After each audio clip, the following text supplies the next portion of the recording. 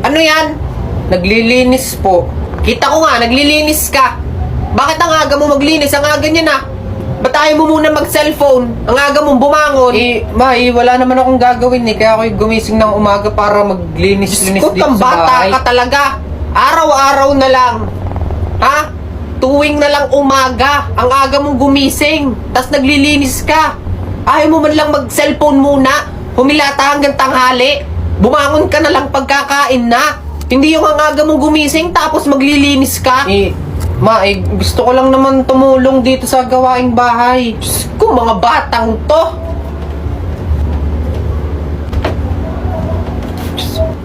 Bintana! Ma, Sino naghugas ng pinggan? ako po, ako ang naghugas. Di ba sabi ko akong maghuhugas?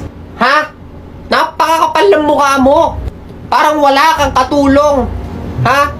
Sabi ko, huwag niyong uhugasan yung mga hugasin dito at ako ang maghuhugas nito, di ba? Akala ko kasi pagka hinugasan ko, matutuwa ka Dapat ang ginagawa mo, humiga. Manood ng TV, mag-cellphone.